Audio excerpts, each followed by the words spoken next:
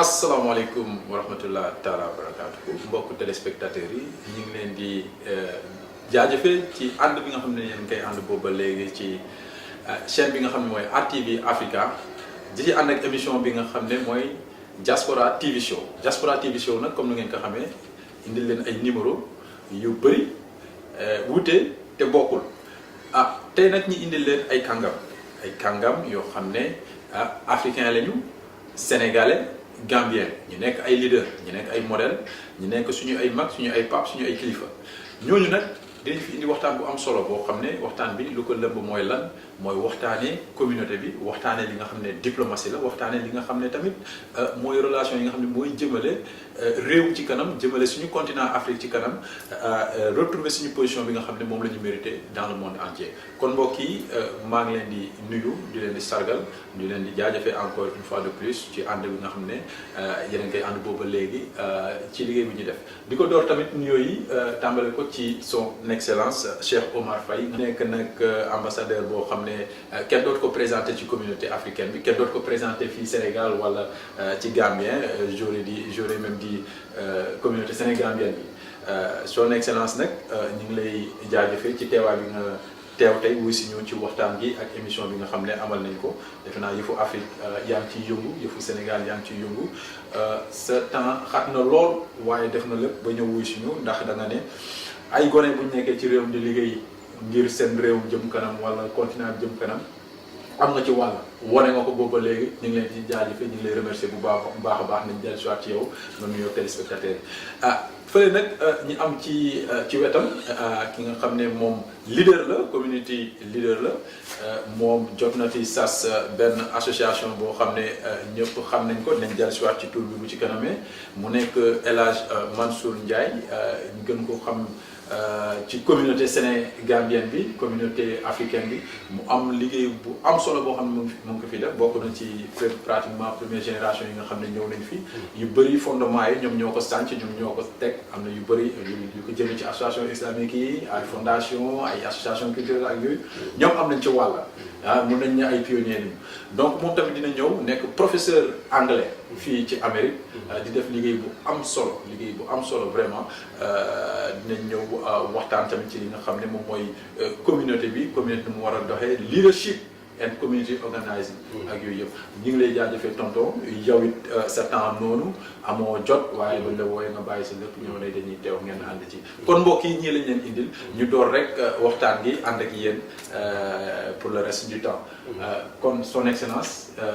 ñu ngi lay jaajëfee di la nuyu ñu bàyyi ma nuyu mbokk téléspectateurs yi balaa ñu démarrer. أعوذ بالله من الشيطان الرجيم بسم الله الرحمن الرحيم الحمد لله رب العالمين والصلاة والسلام على أشرف المرسلين سيد الأولين والآخرين وعلى آله وصحابته والتابعين وتابعيهم بإحسان إلى يوم الدين ñu ngi sant yàlla julli ci yonent bi sallallahu alayhi wa sallam ñu ngi leen a ziyaara di leen gërëm di leen tatagal di leen ndokkale ci initiative bu mag bi ngeen am di éduquer nit ñi di leen jàngale maa ngi gërëm ñëpp di sant ñëpp di ziyaara ñëpp waaw jërëjëf kon tonton Mansour. waaw jërëjëf Ben ñu ngi lay sant di la gërëm di la encourage ci liggéey bu rafet bi ngeen di def nii. ndax communauté mënul avancer lu dul nit ñi dañu toog di waxtaan. di jàng itam ci expérience bi ñi nga xam ne jiitu woon nañu fi. lu am solo la te yéen itam yéen a ngi def liggéey bu rafet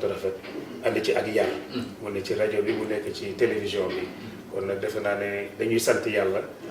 lii lu symbolique la invité ambassadeur bu Gambie Cheikh Omar Faye mu toog fii man dama toog fii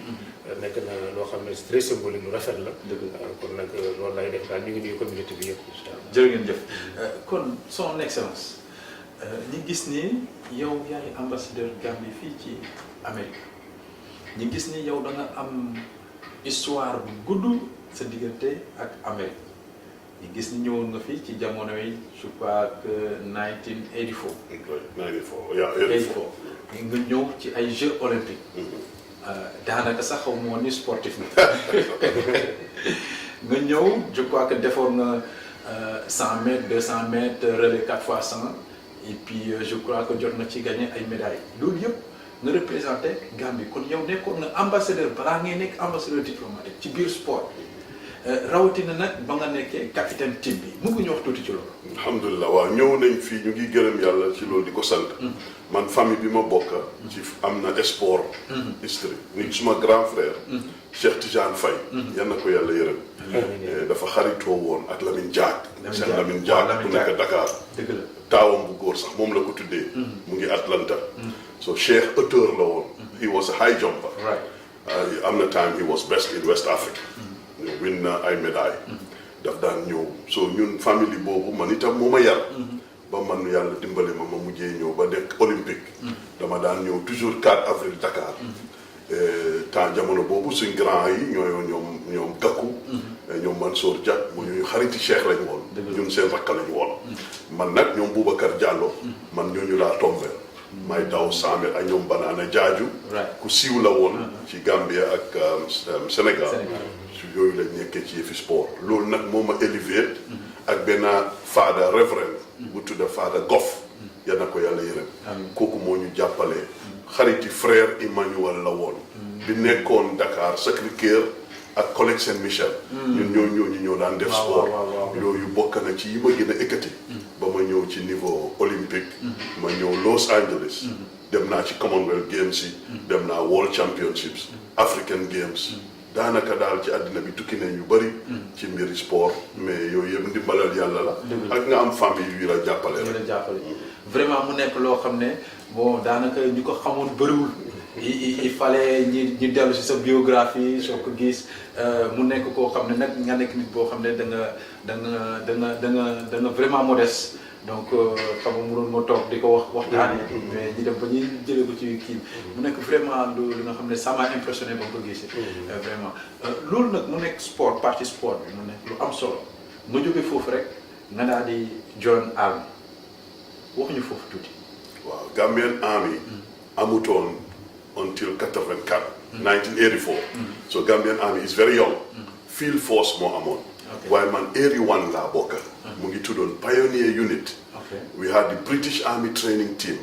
équipe yi British ñoo ñëw di dimbale nekk ay construction engineering man fa laa bokkee 1981 armée bi mu commencé 1984 ma nekk élève officier ñu yóbbu ma Sandhurst mu ngi mel ni nga ne Saint-Cyr su doon ci français yi di Royal Military Academy Sandhurst ma bokk ci ñetti nit Gambien yoo xam ne ñun lañ njëkk a tànn boobu UK la nekk boobu mu ngi UK waaw ñu tudda le colonel Mamadou Gueye yal na ko yàlla yërëm jiitu na Maba Diop mu ngi Gambie suñu rakka la ak man macha allah ñun ñett ñii lañ njëkk a tànn colonel Ndaw Ndiaye mooy woon suñ kilifa moom itam di Sénégambien Army xam nañ ko ñu dem Sandhurst we are the 3 officers in the new Gambian Army ñu start foofu lañ starté suñ military career yàggoon ci lool macha allah ba biñ mujjee Fort Leavenworth in Kansas City in the United States in 1994 July ci la yàlla soppi jamono ci la former président Jammeh ñëw ak coup d'état bi mu defoon loolu daal foofu la loolu la xewee. mu am shift. yes. ci sa life. suma life ci sa carrière everything. ci lépp. wax ñu tuuti foofu shift boobu nu mu demee ba mu dugg tey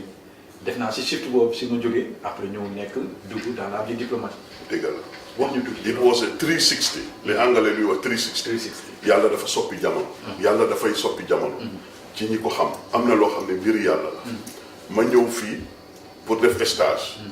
1 year. maay woon the first officer. from Gambia. ku ñëw to Fort Leavenworth. macha allah amoon nañ xale yu ndaw yu doon dem infantry officers basic. young officers. sous-lieutenant.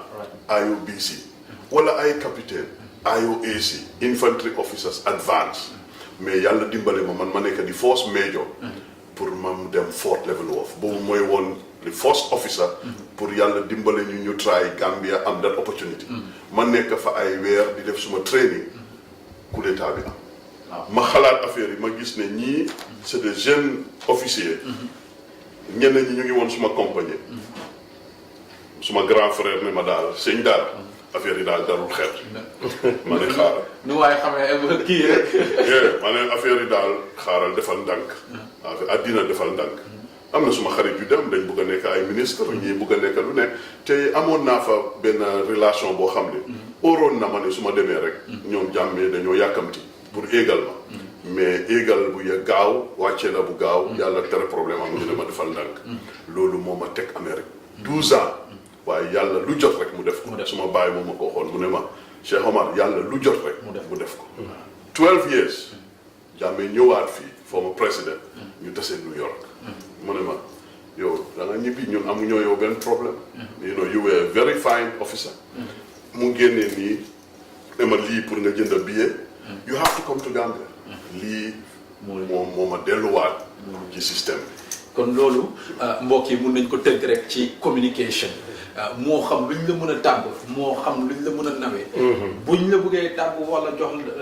jox la ay ndomba tànk dañ ciy waxtaan ak sa njaboot dañ ciy waxtaan ak sa soxna dañ ciy waxtaan ak say doom def naa loolu la excellence firnde ba ko magam ne defal naa kon dinañ dellu si waat ci yow ñu ñëw nag ci tonton El Hadj Mansour Ndiaye mu nekk professeur et puis nekk community leader tonton yéen ñi ngeen xam ne yéen a bokk ngeen si génération yi njëkk ñëw fii da ngeen vous avez posé des jalons pour permettre aux futures générations d'avoir un chemin plus facile ñu bañ a jànkonte rek difficulté yi ngeen jànkonte mun nga ñoo ñun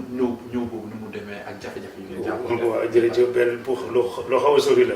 doomu aadama du xam fu muy mujjee waaye ku ma waxoon dinaa toog fii Amérique def lii du ma ko gëm waaye comme ni mu ko waxee suñ carrière dafa xaw a niiroo parce que comme ni ñu ko waxee rek au Sénégal def na suma cycle yëpp ba baccalauréat te liggéey nga dans l'administration oui moi j'ai travaillé parce que bi ma amee suma baccalauréat après moo ngi ne ko su benn nijaay boo xam ne pour wax la rek kilifa dafa baax mu ne ma na nga def concours police ma ne ko noonu man na bëgg continuer université am sumay diplôme ak yemeen noonu mu ne ma mën nga dugg police ba pare am say diplôme du la yàqal dara ma def concours des inspecteurs de police après yàlla def ma admis suma baccalauréat après nag ma choisir dem police suma première année ñu affecté ma bureau des passeports comme adjoint des titres de voyage ma nekk foofu defe naa 80 ba 81 après nag lañ ma affecté andi ma ministère de l'intérieur au bureau d'études générales organisation des personnels ba ma ñëwee foofu fa laa amee chance bu bëri ndax dama ñëw ci bureau boobu ma dajeeg ay mag yoo xam ne dañuy yàgg ci police bi ma am chance aussi dajeeg ñu bëri foofu dañ doon toog ci bureau bi nii lu ñett wala ñeent bureau bi ku ko yoroon directeur chef bi mu ngi tuddoon officier de police Mbooy ku baax benn bés laa toog ñu oma ma ñëw mu ne ma yow yàlla defu la pour nga nekk alkaati sa jikko ni mu mel ak ni muy doxee nii bu sotti fekk jamono yi am na bourse yu ñu doon maye affaire ni ñu koy waxati ministère éducation nationale enseignement supérieur ñoo ko doon joxe mu ne ma na nga def demande bi peut-être yàlla mooy na am ak sa background ñu wax la ñu jox la ma def demande bi ñu may ma bourse bi ma nekk su benn xale bu ñuy wax Mbow moom itam inspecteur de police ñoonu lañ ma yóbboo France ma jàngi fac de droit criminal sciences science criminelle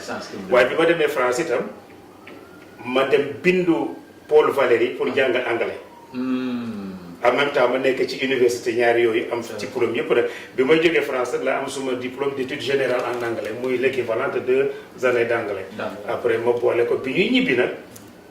suma xarit ba fa nekkoon ñu bëri ne ma Mansour bu dellu Sénégal ndax boo fa delloo problème yu bëri na ma ne ko nag mënuma nangu suma réew fayal ma xaalis bi yëpp ma ñuy jàng fi ba pare toog fi te duma jëriñu suma réew noonu laa boobee suma bagage suma njaboot ma daal di delloo waaye mu mel ni lañ ma waxoon itam ma gis ko waaye aussi la ma dem baax na parce que fa la suma bët ubbeekoo bi ma demee itam dellu ci liggéey bi ma nekkoon temps Gambie bi mu amee ki nga xamoon moo yoroon bureau des relations publiques donc commissaire de police ñu yóbbu ko Gambie après nag ñuy wër kan moo war a yor bureau bi patron ba ma yoroon commissaire ba mu dem ci kii ne ko daal gis naa benn xele boo xam ne bu ngeen ko joxee dina ko mën a yor ci lañ ma oo ma nekk bureau des directeur du bureau des relations publiques ci laa initié journal ba fa nekkoon bi ñu ñëwee dañu fekkoon mu nekk ay luñ doon tapé mais ma fexe ba ñu dugal def ko di ko defoo sax France di def ay insertion publicitaire wut banque account boo xam ne dañ ko amaloon wut ay nit ñu koy gérer ma ne nag journal bi nag police moo ko moom policier ñoo ko moom rénové ko complètement am na ñu dul neex nag parce que changement yi duñ ko bëgg ma ne journal bi commissaire yi moomuñu ko yi alkaati yi ñoo ko moom ndax am na yu bëri yoo xam ne mi ngi am ci administration ndax grève ba amoon loolu yëpp di ko waraloon mooy bàyyi wu ñoon alkaati ñu toog di wax mais nit ki boo ko tëjee te waxul bu yàggee rek dina am problème mooy andi grève yooyu ñu dàq ci plus de 1000 policiers mu nekk loo xamul lu doy waar la moo nekkoon radiation boobu voilà jamonoy Abdou Diouf te ba mu amee ñu bëri ñàkk nañ ci seen famille.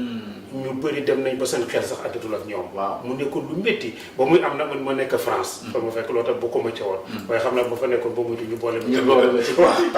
alors donc nag bi ma jógee bureau de relations publiques nag. fa laa commencé aussi gis ci administration ni muy doxee. liggéey ak ministre yi Famara Ibrahima Sagna. liggéey ak kii ni ko Madieng Khary Dieng ñoom ak général Cissé ak ñooñu ñëpp. ma yor journal bi journal bu si permettre ma jàng lu bëri ci comportement yu bëri. benn bés rek comme ni nga ko waxee rek ma jàng lu bëri ci colonel Cissé mu oo ma mu ne Mansour fii ba mënoo fee ne. ma ne ko waaw man daal dama bëgg a génn réew mi dama bëgg a dem Amérique ndax man déjà am na diplôme anglais dama bëgg a dem génn mu ne ma dinaa la dimbali ba nga génn. ma def suma autorisation mu oo ministre ba fa nekkoon ne ko may ko dina dem dina ñëw. noonu la amee suma autorisation. ma ñëw fii bi ma ñëwee nag ci laa dellu jàngi am suma bachelor degree en anglais. ama defar suma master en anglais. ci ma area education ñu koy waxati ELA muy English as a second language. maanaam képp koo xam ne yaa ngi jàng beneen kalaama. loolu mooy suma background. alors ma ñëw fii nag aussi nekk ci communauté bi. parce que nit ci jullit yonent bi sallallahu alayhi wa sallam di ko jàng dafa ne nit koo xam ne dafay beru baaxul. jullit dafa war a jaxasoo ak jullit yi nga changé leen. waaw donc loolu moo tax aussi bi ma ñëwee fii communauté bi am na nu meloon. ñoo xam ne melu ko léegi. yooyu yëpp évolué nag alhamdulilah ci laa commencé ci communauté bi. ñu créé African Coalition for Islamic Education muy ñëpp ñu bokk ci biir. ñuy invité borom xam-xam yi ñoom Moustapha Guèye ñoom Barham Diop yal na ko yéen rim ak Makhtar Seck ak Imam Tamsir Sakho. ñooñu andi lañ fi ak ñeneen. ci côté Gambie itam parce que ñun comme Sénégambien lañu. ñu boole ci aussi ku ñuy wax Ousmane Dia moo yor pèlerinage à la Mecque. invité nañ ko fii mu ñëw defal ñu conférence. Kadi bu Gambie. invité nañ ko fii mu defal ñu conférence. ku ñuy wax Thiam itam di mbokk Kéba Thiam. passé nañ ko andi ko fi waa Gourde ñooñu ñëpp pour wane rek ni ñuy liggéeyee. c'est vrai voilà ci lu gàtt daal. mooy loolu waaw ma dellu soit ci le point culminant mooy bureau bu ñu la dënk. bureau boobu moo defe naa mu doon lëkkaloo Gambie. dafa mel ni sa histoire ak Gambie foofu la tàmbalee wala. waaw tàmbalee na fa parce que bi ma nekkee intérieur am na lu bëri lu ma jàngoon ci Sénégal su ci Sénégal bi. ba muy am ba muy yàqu yëpp. am na lu ma ca fekkee. loolu aussi bi ma ñëwee fii aussi. servir na mu lu bëri mën a comprendre. te li gën a am solo mooy xalaat ku ne mën na xalaat lu rafet. waaye na koy doxal nag ñu nekk benn la. nekk benn loolu laa ci gën a jàng. gis nga nit ki booy def ak moom. il faut nga xam ki ngay defal kan la. te il faut nga xam itam noo mën a changer. ba dem ci leneen koo xam ne bu nekkee ne moom moo yoroon xalaat bi. te mënu koo doxal nga demaat ci keneen ku ko mën a yor. mais nga xam noo koy defee aussi ba kële du frustré wu. ba nga mën a continuer loolu. loolu moom lu ma jàng loolu rek. fexeel ba nit ñi buñ la mere. dina am foo xam ne boo fa yeggee nag defal li nga war a def. il faut mu am ku la mere. mais yaa ngi seetu ne mere bi mu la mere dafa gisul li nga gis. waaye bés bu ko gisee. dina tax ne kii daal li mu waxoon dëgg la. yow tax il faut nga préparer ba loo tax ñu ñuy jàngal nañu boo nekkee ak nit bëgg ko ndànk ndax tàggoo bu jotee mu yomb ci yow boo dee bañ itam bañal ndànk ndax jubóo bu ñëwee mu yomb waaye merew di nga xas ko saaga ko jubóo ba day naqar day métti léegi ci biir loolu mu ñëw boole leen yéen ñaar ñëpp ko xool bu ñu xoolee seen parcours ak fu ngeen jaar ngeen ñëw ba daje ci benn dafa mel ni benn point mooy le leadership community organizing xam yow tu as mis en place tu as fondé coalition African Coalition for Islamic Education mu ëmb lu bëri wax ñu tuuti ci loolu li taxaw ñu def ko moo di ne dañu seet ni jullit fu mu nekk jullit lay doon maanaam looy def fexeel ba nga ëmbaale ci neen bu njëkk dañu ne africain yëpp la ñuy boole ñu ñëpp ñu mën a jógee benn la waaye boo ko seetloo fii groupe boo dem Sénégal ak Gambien donc li ci gën a lu bëri mooy Gambie ak Sénégal yi ñun ñu nekk benn di liggéey te bu ñu dajee dajewuñu parce que dañoo bokk ci ay tarixa dajewuñu parce que dañoo sant nii wala dañoo jàngale dañoo daje parce que ay jullit lañu. dëgg la ñu war a liggéeyal yàlla. ñu war a soppante suñu biir. ñu war a dimbalante suñu biir. nit bu soxlaa ñu taxaw a dimbale ko. nit bu feebaree la ca war ñu def ko loolu mooy comité bi fi def fii. am na yu bëri lu ñu fi def nit du def lu baax di ko wax waaye organisation bi taxaw na ko. da ngay gis rek bu yàggul rek suñu mbokku Gambien bu fi jógee ñu koy wax kii ni koy waxati Sarr. nit ku baax lay Sarr.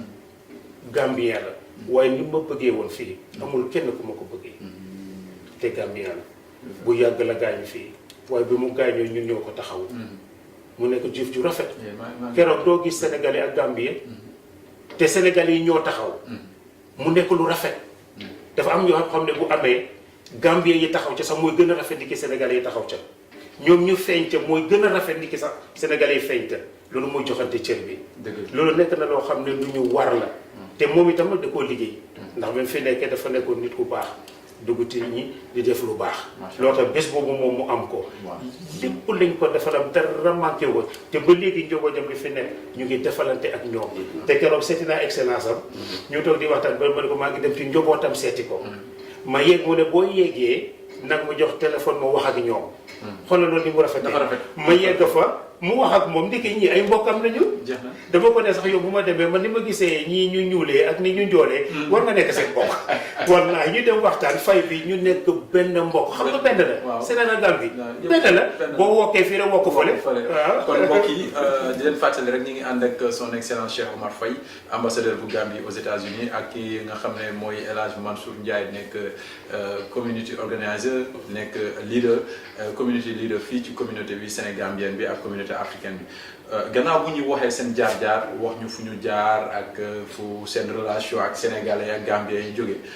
muy firnde ànd bi nga xam ne ak mbokk bu nga xam ne ñu ngi ko doon ak Gambie ak Sénégal Gambie ak Sénégal benn la kenn mënu ko xar ñaar moo xam bëgg nañ ko moo xam bëgguñu ko loolu la yàlla bind loolu moo ne tubaab yi ñoo ñëw créé kii mi Gambie kii mi Sénégal waaye ñu ñoo bokk dëkk bi yëpp joolaa am na Gambie soose am na Gambie pël am na Gambie jaaxanke am na Gambie lépp am na Gambie li am Gambie am na Sénégal kon ñoo bokk ndey ak baay kon ñu tàmbale ci li nga xam ne moom mooy leadership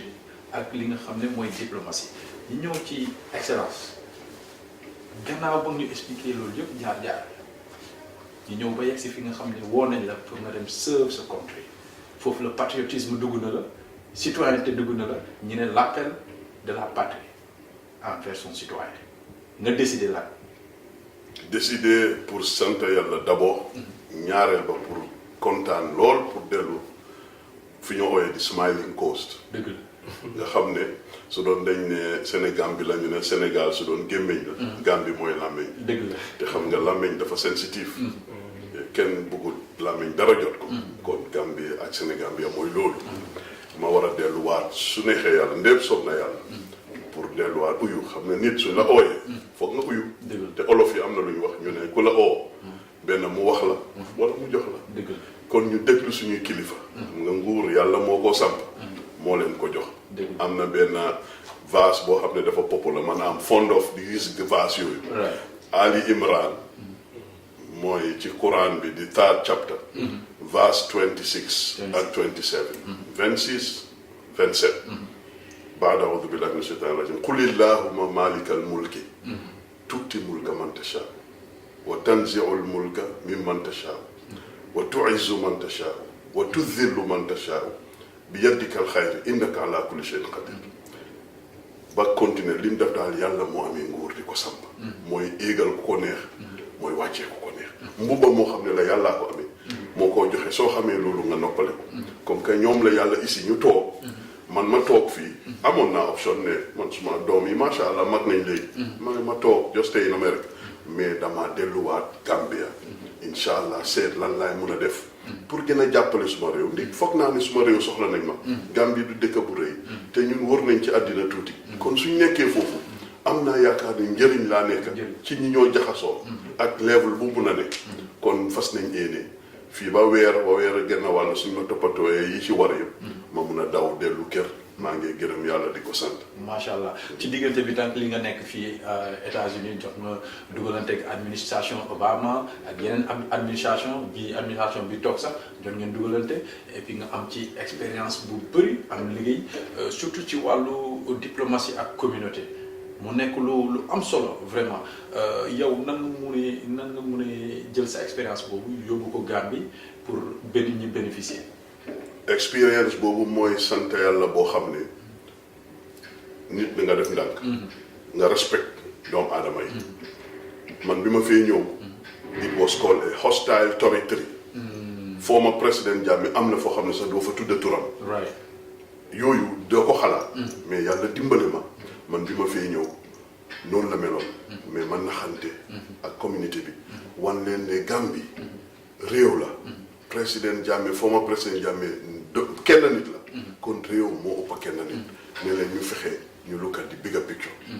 ñi ci déggal li ma wax ba ànd ak ñoom am na ñoo xam ne benn tey nanguwuñu woon ñu bàyyi leen ca lañ ne ba mujjee gi ñu gis la ma gis ñu ñëw join ñu kon jàng naa fi lu bari ci administration yi Amérique mais jàng naa lu bari ci Sénégambien community bi kon ñëpp laa defal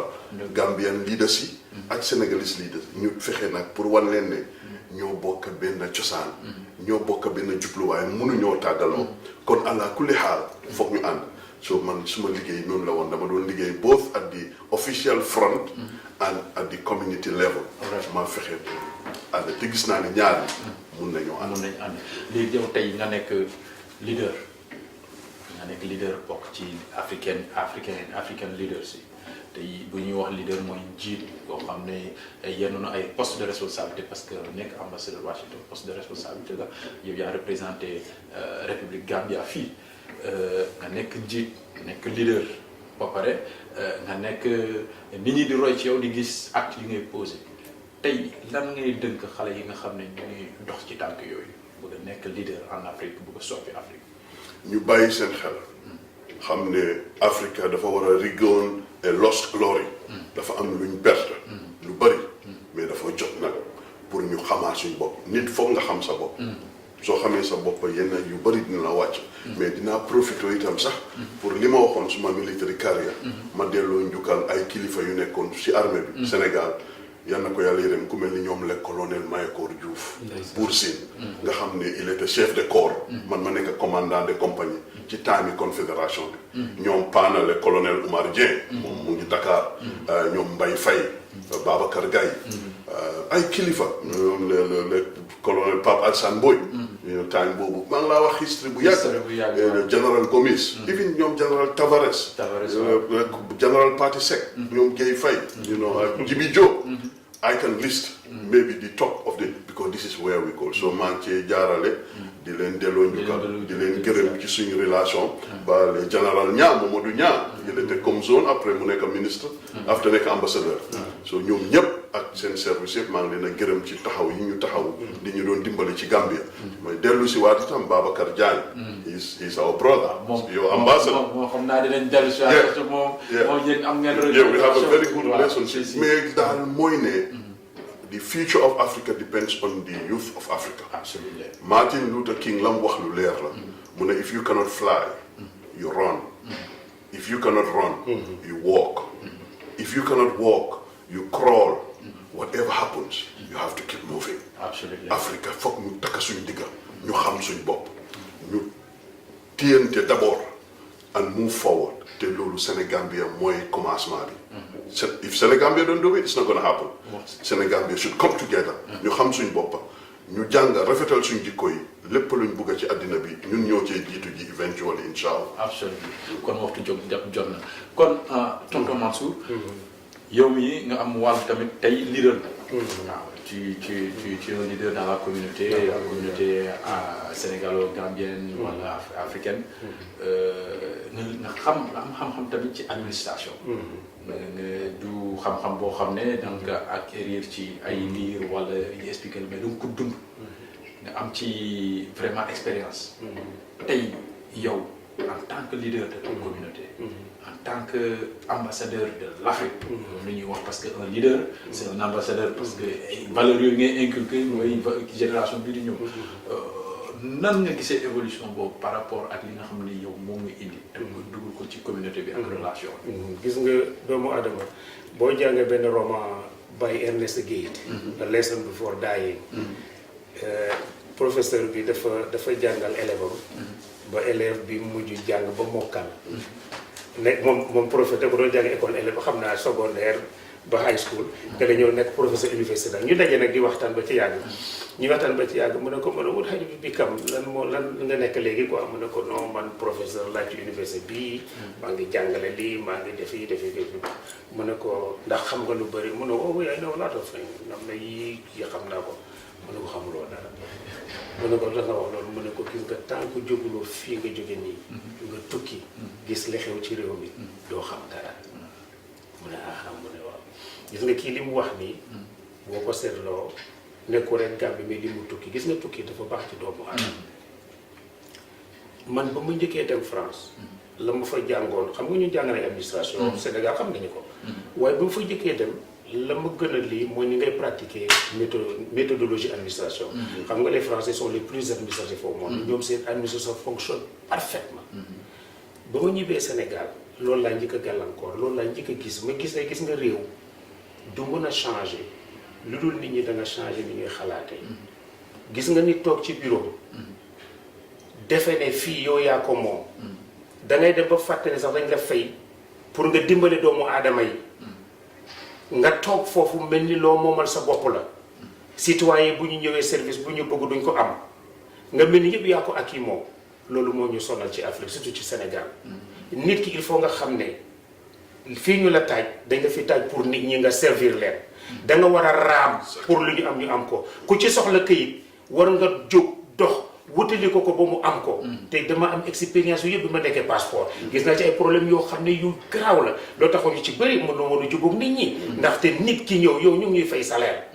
baadoolu jóge fa la ñoo ne soxla naa bee këyit nga fexe ba du ko am te baadoolo boobu moo tax ñu fay te moo lay fay mais doo ko xam amuloo conscience boobu loo tax ma ne tukki dafa baax boo tukkee da nga jàng lu bëri te li ma seetlu ci ñun ñi nga xam ne ñoo nekk Amérique di fi dugg li ñu gën a jàng mooy da ngay dem ba fàtte yow ne ñu ngi lay fay pour da ngay dem a dem ba dootoo xalaata rek liñ lay fay mais lan nga war a joxe dëgg la bés booy liggéey yaa ngi seet rentabilité service boo dem am na nu ñuy évoluer doomu aadama da ngay seet ci éducation rek nga dem Sénégal nga mot lu mot 40 élèves ñu jàng ci benn classe entrée en sixième jot kenn admis waaw kan nga war nga wax ne élèves yi dañoo jàngul ndax mën nga wax ne 39 yëpp kenn mu amu ci xel waaw kale di jàngal moom itam nag du dëgg waaye nga gis grève yi am Sénégal pourtant mën nañu grève ba pare di jàngale du ci yàq dara mais conscience yooyu il faut nit ñi am ko te Sénégalais yi aussi généralement boo dee jàngee ci bitim réew wala nga xam dara boo ñibbee sa bitim réew dafa am nu ñu lay xoolee yaa sa am na ñoo xam ne mu ne ak kii day jàng na mu nañ ko dimbale mais dañoo xaw aussi benn complexe peut-être mën na nekk ne ñun ñi ñoon dee aborder moo baaxul wala ñoom itam peut-être ni ñuy gisee parce que boo demee aussi boo leen wan ne leen man day jàng naa def naa ni def na xam nga du sotti il faut nga am ni xëy naxanteeg ñoom mais am na ñoo xam ne aussi dañuy bañ di ñu bëgg di fi mel noonu bu ko defee nag il faut nga am yow pexe yoo xam ne mën nga koo def ba ñun li ñu am fii ñu jëriñ loo tax Sénégal Gambie soxla nañu ñi nekk bitim réew lu bëri bu naree am changement ci fii lay jógee dem foofu incha allah kon ñu ngi ñëw ci vraiment dernière partie émission bi ci njeexantal émission bi duñu leen mën a bàyyi ngeen dem fii ak waxuñu li nga xam ne mooy fondement bi nga xam ne comme ni nga ko wax mooy communauté bi li nga xam moo koy gën a dooleel moo koy gën a sooxal ak li ngeen am ni pour dënk communauté bi ma ne ko son excellence yow xaw ma ndax it's a goodbye or see you later but in any case we wish you good luck going back home and ñu bëggoon rek nga wax ñu tuuti rek ci li nga bëgg a dënk communauté bi ak ci li nga yéene diggante bi dëgg la alhamdulilah loolu lu rafet la ñun tàggoo wala tàggatoo mu dul tàggatoo Washington ci pays yàlla bi la Banjul ci pays yàlla bi la pour man yëpp benn waaw secret la boo xam ne sax kuñ ko wax duñ ko gëm man musuma bugg a dellu si fii maa ngi woon Mauritanie 7 ans dama fa amoon jàmm joo xam ne biñ ma waxee ne damaa ñëw Washington dama mer mais su doon nag million Gambien la xëy na ñoom fii lañ bëgg a ñëw mais man maa ngi misoon fajar yi nga xam ne dama daan dem ak ponkali naar taalibe yi di julli fajar a ñoom di dem ci naan di sabat dem ci gétti gëlëm yi ñuy laa ratal meewi gëlëm di la defal attaaya xale yi dem ci mahadara bi macha allah di jàng alquran mais yooyu they were very big so moom a gënaloon ñëw in the streets of Washington di dem ci coffee yooyu mais yàlla daf ma fi isi woon for a reason dëgg la te maa ngi gërëm yàlla ci loolu bu baax absolument community bi mooy ne dañ ma pour ma dellu liggéey it's a continuation xam nga what is important is wherever you are lan nga fa def right mun nga fay nekk 3 years 4 years 5 years that's very good like but what have you done right what impact have you done right man nag maa ngi sant yàlla ne yàlla jaarale na ci man Gambia musu ñoo am embassy fii ñun dañ doon luyee suñu àddina yëpp coow li mu bari yëpp dañoo fay luwaas weer bu dee waaw from 1979 mais yàlla dimbale ma last year July yàlla dimbale ma jaarale ko ci man ma taxaw di gënte guddi di def ay dog di ñaan di waxtaan ak nit ñu baax ba yàlla dimbale ñu ma convince authority pour ñu jënd an embassy so léegi du ma tëddaati guddi di gënt ne borom kër mu ngi ñëw di ma feyeku ren $9,000 to $10,000 a month alhamdulillahi rabbil alamin te Gambien yi bari yes daf ma dañ ma dimbale pour support ba ñenn ñi sax bëgguñu woon a support government mais because of suma relationship ba ñoom li man suma doon wax caractère dafa important so man suma message to the community mooy li ma wax suma doom yi rek mun ngaa perte xaalis ñu ne perte loo dara ñu ne mun ngaa am problème santé mais am nga problème mais tubaab bi dafa ne nag if you lose character you lose everything That's right. kon yal nañu yàlla musal ci loolu kon suñ community dañ war a maintain dignity and character ñu xam suñ boppa xam suñ origine xam fuñ jógee ci laa xam ne kay lu ne tax yàlla taggee yonente bi caractère wa innaka la ala xuluqin azim bi ma ñëwee fii laa ne ndeke tubaab yi itam nii la leen lii coxalee te yonente bi sallallahu alayhi wa sallam jàngale na ko 1400 before 1400 years ago so kon community bi li ma fi mun a jàngal mooy let people come together let the Senegambian community xam ne benn ndey ak benn baay lañ mais we may have our differences loolu du ñàkk mais pour ñu tax ñu xaajaloo ba pare ku nekk na nga moytu sa làmmiñ am na ku ma gén nga génte la woon wala dama tële ci guddi ñu naan waxal seen nit ñi ne nañ moytu seen làmmiñ yi wallahi it's a fact this is reality yàlla moom ma tiim so nit ñi nañ bàyyi seen xel nañ yërëmante nañ jéggalante let us come together Senegambia is one community ñu tasaare ko nag dimbali the rest of West Africa and Africa mu dem all over the world di ko wa ma arsalnaaka illa rahmatan lil alamin yërmande googu dafa war a wóor so man my message today su doon benn la mooy to come together let the community waaye nag let us respect each other li nga bugguloo ñu wax la ko bul ko wax kenn loo xamul mandu ci bàyyil sa xel leave people alone and finally fi maa daanale mooy la yàlla digaloon yonent yàlla Moussa ne ko bul tudd ayibi jàmbur fekk ayibang ci yow te yow ayib du musa tàggoog yow mukk you are always gonna be faulty so doomu aadama seetal sa boppa balaa ngaa bale kër jàmbur baleel sa kër let us clean ourselves let us be sincere to each other nit taxaw nga tàccul ko mu jox garaaw nga bugg a koo gas that is the height of insincerity te kooku yàlla community boobu yàlla daf ko mere kon ne la ñu jéggalante nit mutut we come together we prepare the ground for our children and their children te incha allah yal nañu ko yàlla defal amiin kon tonton Mansour ñu bàyyi rek mu nekk moom kay i sedi dool ko li ñu koy waxee waaye ëmp nga def histoire rek ambassadeur yi fi jaar yëpp relation yu baax la ñu am ak ñoom mais maa ngi fàttaliku ci Cheikh Nia foofu laay bëgg a commencer parce que ci Cheikh Nia bi mu fi ñëwee ni mu doxalee la doxale fépp la doon dem te maa ngi fàttaliku bi mu jógee ñëw dama ko ne booy dem bul fàtte dem ci daayira ñaseen yi xam nga ñoom ñu ay Gambien la ma ne ko parce que Baye Niass la ñu topp mu nekk sénégalais waaye ñëpp ay Gambien lañ gis nga kër ba muy ñibbi ci ñoom seen daayira bi ñoo kebaa la jaar ñu defa ko cadeau mu dogaa ñëw suma kër mu ñëw toog di waxtaan ak ñu suma yaay toog ba ca mu ne ma kii mooy ambassadeur ne ko mu ne ma kii baax na dama ne ko nii la mel gis nga nekk jullit loo mën a doon te nekkuloo jullit da nga am ko da ngay nekk jullit ba pare donc fonction bi doogaay ñëw ñii dañu nekk jullit loolu tax fonction bi bu ñëwee dafay yomb moom nag mi ngi wax on the theoretical side maanaam more practical pragmatism dafa baax gis nga bu yàlla waxee ne jullit yëpp benn lañ xam na ni du ñu nekk benn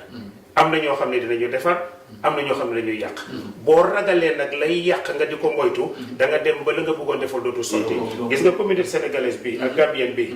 il faut côté sénégalais d'abord ñoom ñu juboo seen biir loolu laa wax ma ne leen ci l'islam la ñuy liggéey nekkul ci leen donc mënuma kenn ci cadre boobu ñi nga xam ne ñoo fi nekk muy nekk sëñ Mamour Mbacke nit ku baax foo ko fekk mi ngi wax pour ñu nekk benn loo ko ci oo mu dem nga gis Pape Mboup benn barke de baral joon waxtaan sa livre buy am ñun ñëpp ñooy ànd fekkee ji ko buñ koy defal cérémonie boobu ñu nekk ñun sénégalais ñu nekk benn ñun ñi nga xam ne ñoo ko sénégalais il faut ñun ñu jàppante suñu biir di lijjante suñu problème bu bopp on the Gambian side aussi dafa war a am il faut Gambien ci seen côté bu nekkee diine islam la ñu xam ñi nga xam ne ñoo jiite islam bi lu ñuy def ñu boole ko seen biir gis nga boo ko defee ñaari buñ dajee day dal di sotti waaye man bu nekkee dama jubóowu mag sëñ Mamour Mbacke jubóowu mag Pape Mboup ma bugg a oo ñi nañ def lii du sotti nit ki balaa ngay bale buntu këru jàmbur da ngay bale sa buntu kër ba pare loolu tax nag communauté bu ne dafa am responsabilité ñu responsabiliser ñi nga xam ne ñoom la ñu bëgg ñu jiital seen communauté boole ko ak bële communauté nag boo ko defee rek yàlla day sotti yal na yàlla def mu nekk président bu Gambie mën na koo nekk dina tax seen Gambie gën a yomb yal na ko yàlla defal ci barke yonent bi waaye yow tam ñu lay gërëm bu baax keroog ñu ngi doon waxtaan nga ne ñu de duñu journaliste waaye dugg na fii xam nga am na yoo xam ne nit da koy judduwaale nit dugg na ci école jàng ba pare am diplôme bu kii ñu ne wax yu foo jàngee docteur yaa ngi fi am na docteur yu baax am na yu bon avocat yi am na yoo xam ne yàlla moo la koy jox loolu tax dama kontaan lool ci émission bi ni nga ko defee bettu ma nag ndax dinaa la gis ci rajo bi ngay wax ji rafet na wax ji dal na te ni nga ko ëmbee yëpp itam lu rafet la dañ lay ñaanal yàlla yal na la yàlla taxawul ak ñëpp nag parce que yow sa liggéey moo gën a force suñu bos ndax ñëw yaa mën a tax ba suñu wax mën a génn ci biti kon nag leen na fi la yàlla yàggal ak yéen ñi ñëpp ak njóor bi nekk fi xam ne toog ñu ndékki yéen defal càmb kii jabaram Jóob la sant moom itam loo tax ma ne góor ñu muus ñëpp seen jabari Jóob la ñu sant boo demee dañ lay jox nga lekk ba suur jërëjëf yéen very proud of him yal na yàlla barkeel lii this is very good I'm very happy jërëjëf mbokk yi lañ leen indiloon tey ci Diaspora TV show di leen jox dig daje ci beneen numéro avec d'autres invités et d'autres thèmes kon ñi ngi jaajëfe ñi nga xam ne ñoo nekkoon suñu invité tey bàyyi seen lépp ñëw wuy suñu ngir partager li nga xam ne am nañ ko comme expérience ak leadership ak ñun ñi nga xam ne ñooy ndaw yi nga xam ne ñoo fi ne tey xamuñu dara amuñu dara mënuñu dara lu dul roy ci ñoom lu dul xool ci ñoom di ko sàkku ci borom bi mu jàppale ñu ba ñu mën mel ñoom ci kàttan yàlla incha allah kon mbokk yi ñu ngi leen di jox dig daje ànd si seen présentateur Ben Diedhiou seen doomu ndey di si xarale gi ñu ngi ci sant ki nga xam ne moo nekk ci logistique technicien bi Souleymane Diop ak ñi nga xam ne ñoom ñooy ku mel ni Aminata Ndoye ak ñoomin seen ñu ngi leen di sant liggéey bi rafet na kon mbokk yi goodbye and have a wonderful weekend. Bye bye.